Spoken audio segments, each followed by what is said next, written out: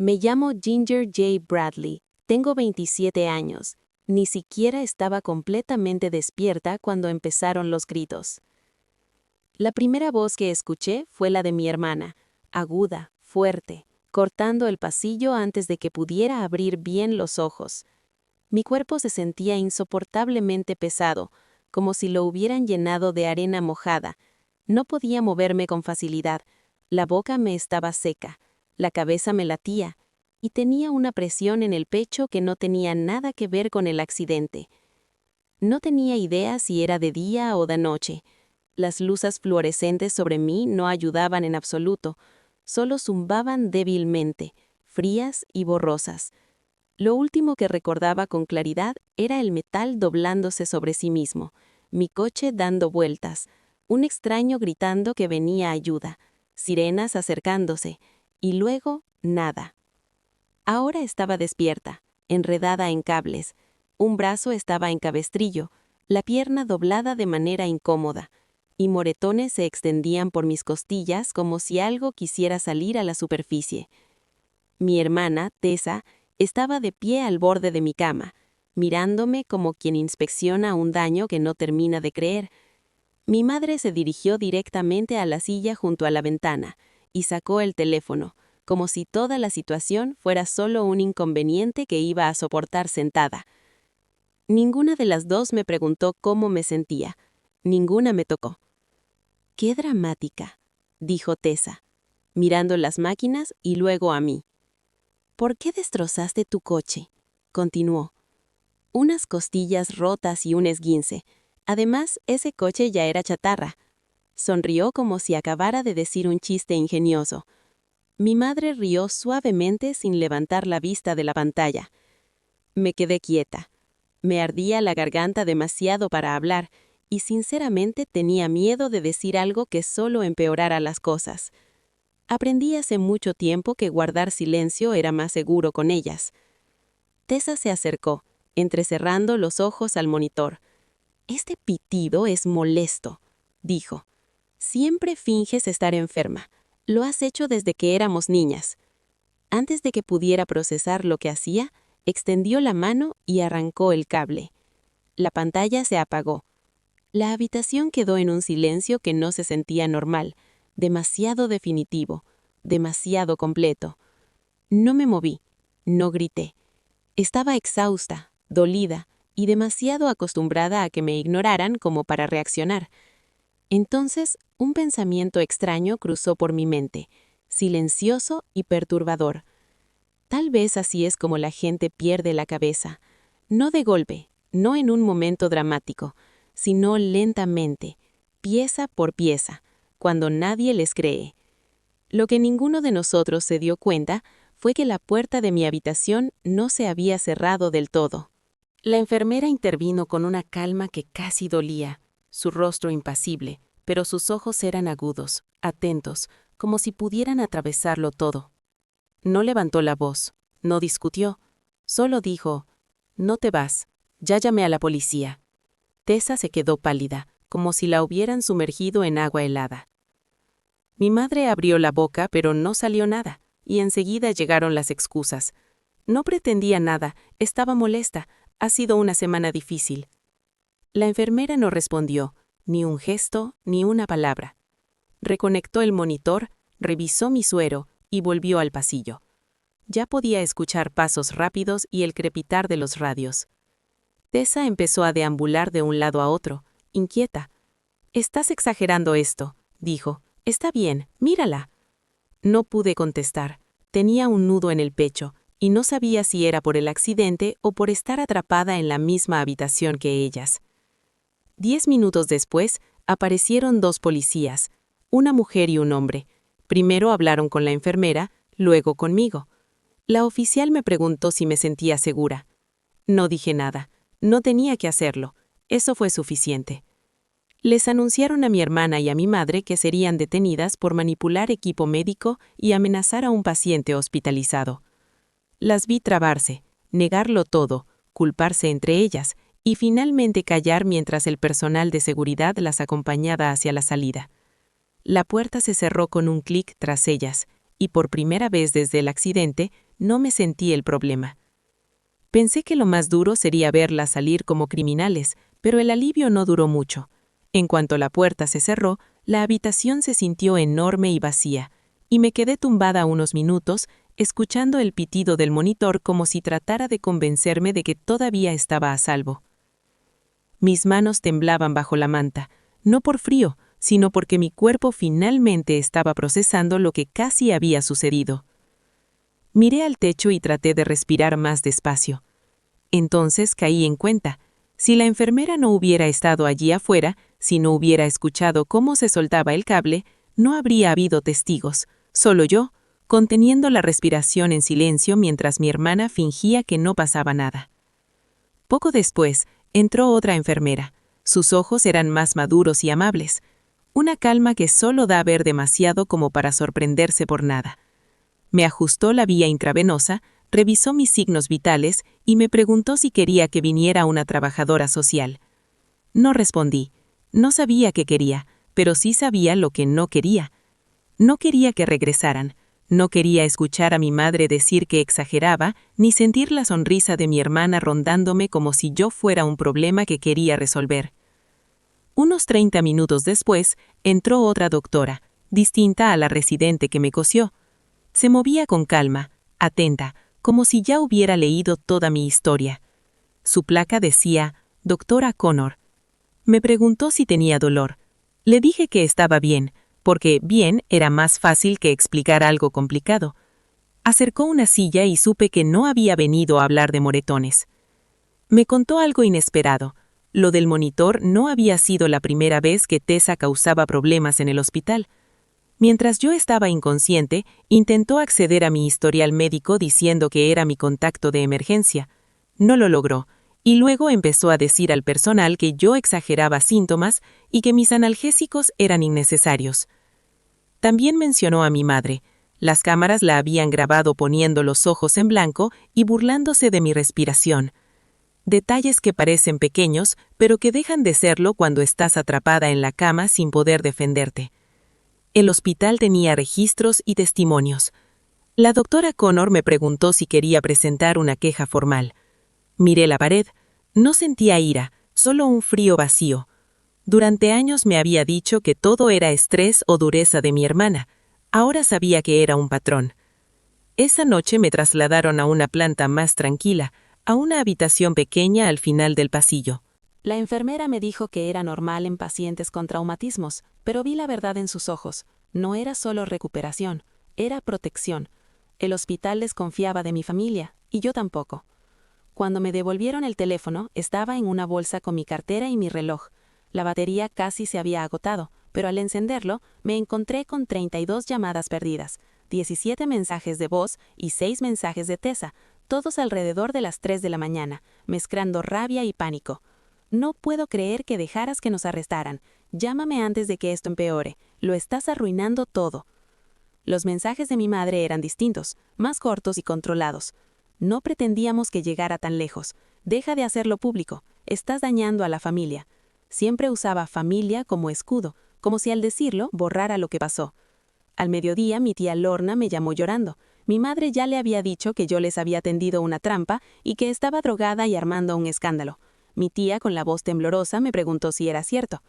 Le conté la verdad, lo del monitor, la enfermera que lo escuchó todo y la policía. Todo estaba documentado. No tenía fuerzas para discutir, y eso fue lo que más miedo me dio, que alguien pudiera hacer algo así mientras yo no podía defenderme. Hubo un silencio largo, y luego mi tía susurró, «Dios mío». Más tarde, mi prima Rachel me envió capturas del chat familiar. La familia ya tomaba partido. Unos decían que exageraba, otros que debía manejarlo en privado. Algunos justificaban a Tessa y mi madre, pero otros admitían haber visto a Tessa comportarse así durante años y nunca decir nada. La gente que decía conocer a mi madre siempre tergiversaba las historias y se hacía la víctima, y lo ignoraban porque era más fácil que lidiar con ella. Eso me dolió más que el accidente. No estaba loca, no me lo había imaginado. Todos lo sabían, y aún así lo dejaron pasar porque les convenía. 2 días después me dieron el alta. Dolorida, rígida y durmiendo a pedazos, salí del hospital. El personal se movía a mi alrededor con cuidado, como si temieran que me hubieran retenido demasiado tiempo. No dije a nadie qué día me iba, ni publiqué nada sobre ello. No contesté las llamadas de mi madre pensando que el silencio me daría una salida limpia. No fue así. Mientras una enfermera me llevaba en silla de ruedas hacia la salida, los vi afuera. Tessa se apoyaba en la barandilla, mirando su teléfono con aburrimiento. Mi madre sostenía una bolsa de supermercado con flores y un globo barato.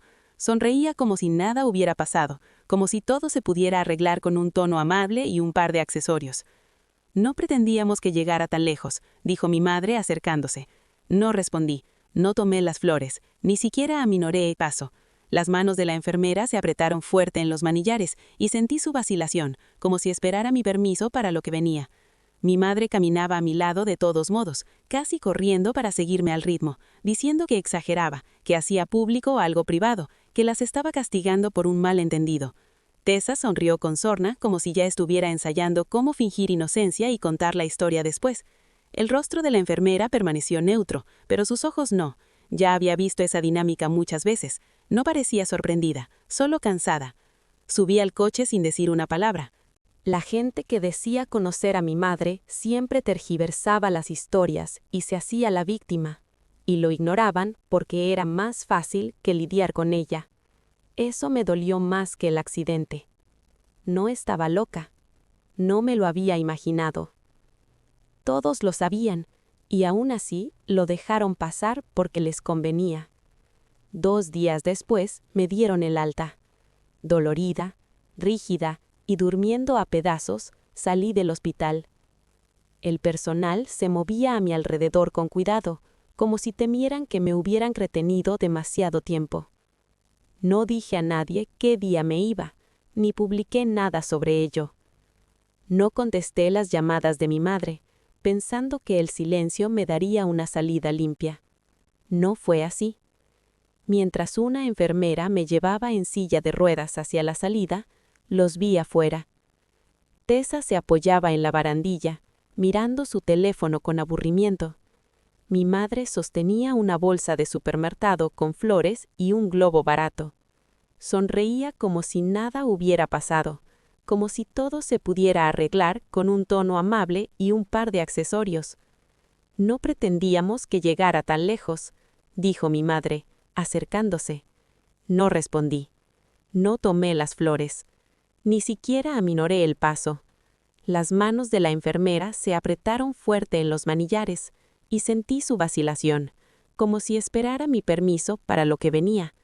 Mi madre caminaba a mi lado de todos modos, casi corriendo para seguirme el ritmo, diciendo que exageraba, que hacía público algo privado, que las estaba castigando por un malentendido.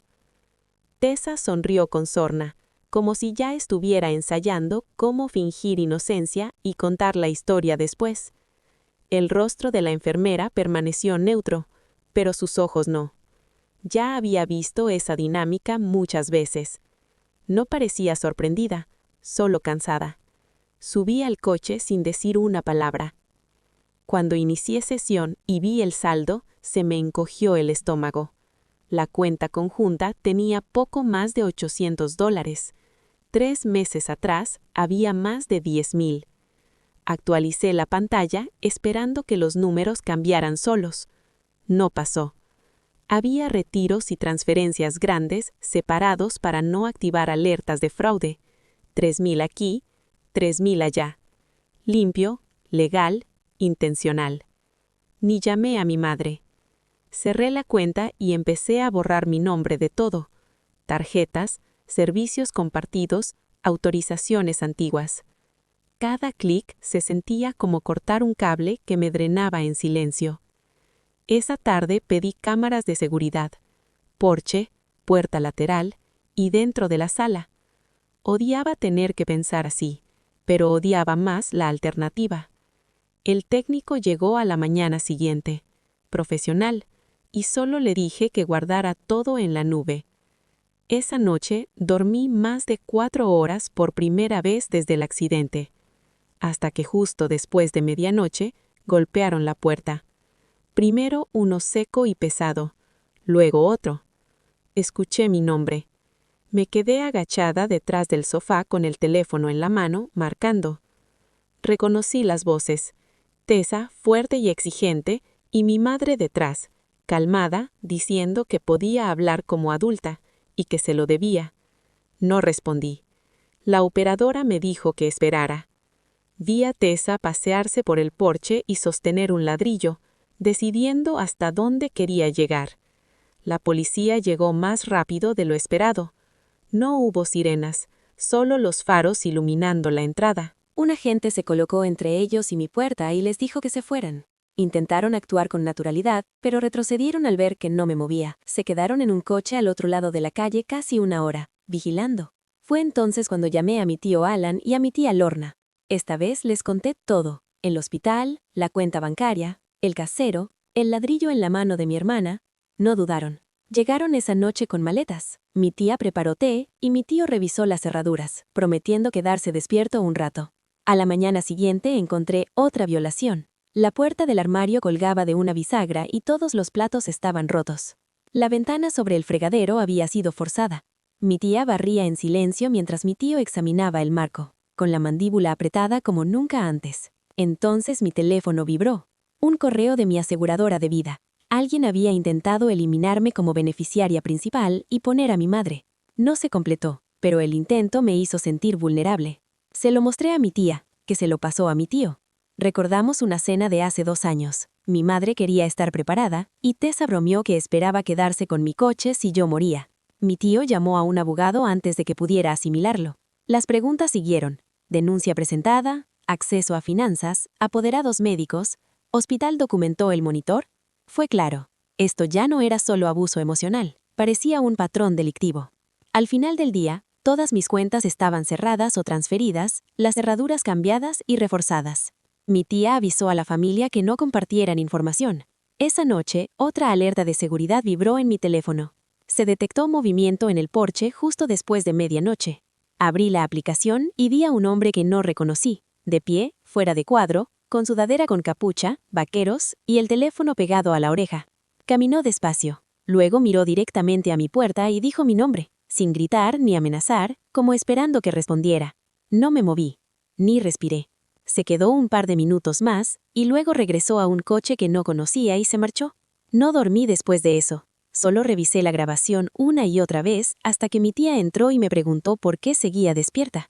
Cuando vio el video, no preguntó quién era. Solo murmuró que deberíamos haberlos detenido hace años. Por la mañana, mi tío ya había enviado la grabación a la policía y se la mostró al abogado que había contactado la noche anterior.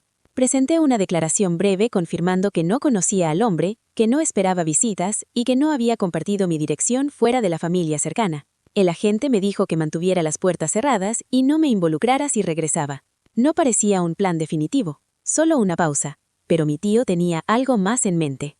Convocó una reunión, no con los que causaban el caos, sino con quienes importaban. 3 hermanos, 2 primos y un socio nos recibieron esa tarde en la sala de mi tía. Me senté en el borde del sofá envuelta en una manta que aún olía a desinfectante de hospital, mientras mi tío repasaba todo pieza por pieza. Informe del hospital, monitor desconectado, intento de acceder a mi historial médico, cuenta conjunta vacía, cambio de beneficiario del seguro de vida, el hombre en la puerta que conocía mi nombre. Cada detalle pesaba más que el anterior. Nadie interrumpió ni suavizó nada. Lo que me impactó no fue que tuviera registros, era que no era el único. Mi prima Abby admitió que mi madre la había llamado días antes preguntando sobre lo que podría haber heredado de nuestro abuelo. No había herencia real, solo suposiciones, pero escucharlo en voz alta me revolvió el estómago. Alguien preguntó si creíamos que el hombre del porche había sido enviado para asustarme. Dije que no lo sabía, solo que parecía demasiado tranquilo. La habitación quedó en silencio. Mi tío no alzó la voz ni dramatizó, simplemente hizo algunas llamadas. Al anochecer, comenzó el proceso para eliminar a mi madre y a Tessa de la cuenta del negocio familiar y de la sociedad de responsabilidad limitada, donde no tenían participación real, pero aún cobraban dividendos. También congeló el pequeño fideicomiso que nuestro abuelo había creado para emergencias familiares, al que recurrían con culpa e historias de necesidad.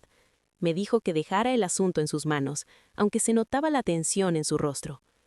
Sabía que esto no terminaría bien, y tenía razón. Esa noche, alrededor de las 8:40, volvieron a aparecer. Sin aviso ni disculpas, Mi madre sostenía una carpeta y Tessa cruzó el umbral antes de que alguien pudiera detenerla. No vinieron a hablar, vinieron a controlar. Mi madre me acusó de exagerar todo. Tessa tiró una lámpara y dijo que los estaba poniendo en mi contra. Cuando mi tía pidió que se fueran, mi madre gritó que quería quitarme mi dinero también. Mi tío intervino. No gritó. Habló claro. Si dices una palabra más, te excluiré de todos los contratos, bienes y cada dólar vinculado a esta familia. Mi madre se paralizó.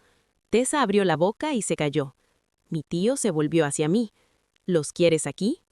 Dije que no. Por primera vez, alguien me escuchó. Les dijeron que se fueran o llamarían a la policía. Mi tía se quedó entre la puerta y yo hasta que se marcharon. Sin gritos, sin lágrimas, solo 2 personas entendiendo que lo que más valoraban se había ido. Esa noche dormí en el sofá mientras mi tío cambiaba las cerraduras y mi tía preparaba té. Miré la ventana largo rato, no esperando que regresaran, sino porque finalmente creí que me lo harían. El miedo no desapareció de inmediato y mi cuerpo seguía tenso. Cada vibración del teléfono me sobresaltaba. A la mañana siguiente, abrí mi portátil y empecé a buscar apartamentos en otras ciudades, lugares tranquilos donde nadie conociera mi apellido. No le dije a nadie. Al final de la semana, se iniciaron los trámites para la orden de alejamiento. Se adjuntó la documentación del hospital, se cotejaron los informes policiales. Mi abogado lo explicó con calma, pero el mensaje era claro. Ya no podían acercarse. Lo que me pasó no fue solo un drama familiar. Fue un patrón documentado de interferencia, intimidación y control. Verlo por escrito me dolió, no por querer que los castigaran, sino porque finalmente entendí lo serio que siempre había sido. Unos días después, mi tío me hizo una pregunta inesperada. ¿Quieres quedarte aquí o quieres irte? No era una prueba ni una sugerencia, solo una decisión que podía tomar. Le dije que quería irme. No hubo anuncios, mensajes grupales ni publicaciones en redes sociales. Una mañana temprano, antes del amanecer, empaqué una maleta con lo que no podía reemplazar. Todo lo demás lo doné, vendí o dejé. Mi tío llegó primero con un remolque alquilado, cargando algunos muebles de segunda mano. Mi tía nos siguió en su coche con mantas, bocadillos y café, como si fuera un viaje normal, aunque se sentía más como una evacuación. El apartamento estaba a 2 horas, pequeño, antiguo, sin encanto, pero con cerraduras que funcionaban, vecinos tranquilos y una distribución que no evocaba recuerdos. Eso era suficiente. La primera noche me senté en el suelo con la espalda contra la pared, sin gritos, sin pasos, ninguna voz llamando mi nombre. Al principio no dormí mucho, el silencio era demasiado limpio, demasiado desconocido. Mantuve el teléfono boca abajo, esperando algo malo. No pasó nada. Los días se convirtieron en semanas. Empecé con paseos cortos por la manzana, luego más largos. Compré una mesa pequeña y 2 sillas de segunda mano. Mi tío me ayudó a colgar cortinas opacas. Mi tía llenó la despensa como si fuera una residencia universitaria, etiquetando los recipientes y sin insistir cuando me quedaba callada. Me visitaban a menudo, pero nunca preguntaban cómo me recuperaba. No me dijeron cómo debía sentirme, solo aparecieron y con eso bastó para que sintiera algo que nunca antes había sentido. La orden de alejamiento seguía en pie, sin infracciones, sin coches extraños, sin números desconocidos llamando de noche. No volví a saber nada directamente de mi madre ni de mi hermana. No significa que desaparecieran, solo que dejaron de contactarme. Una vez me enteré por mi prima Abby, desde un número desconocido. Me dijo, «Tenías razón, no quería verlo antes». No respondí, no por enojo, sino porque ya no tenía nada que explicarme. Trabajé a distancia, en silencio. Nada impresionante, nada dramático, solo tranquilidad. Ahorré más que nunca. Cociné para mí. Aprendí cuál supermercado tenía el mejor pan. Algunos días seguían siendo pesados. El dolor no desaparece solo porque el peligro se haya ido. Me costaba imaginar tener una madre que me protegiera, una hermana que no compitiera conmigo, una familia que usara el amor como palanca. Ese dolor llegaba en oleadas, pero siempre pasaba. Una noche, mi tía y yo estábamos en el pequeño balcón tomando té. Miró el estacionamiento y me preguntó si era feliz. No respondí de inmediato. Felicidad me parecía una palabra demasiado grande. Pero le dije que me sentía yo misma por primera vez en mucho tiempo. No la versión que se cayó para sobrevivir, ni la que absorbió la culpa para mantener la paz. Solo yo. Y eso fue suficiente. Dejé de preguntarme qué versión de la historia contaban los demás. Dejé de importarme. Lo que importaba era que no sabían dónde vivía, para quién trabajaba, ni en quién me estaba convirtiendo. El silencio que antes me aterrorizaba, ahora era espacio. Espacio real, de esos en los que puedes crecer. Soy Ginger J. Bradley y por primera vez estoy a salvo.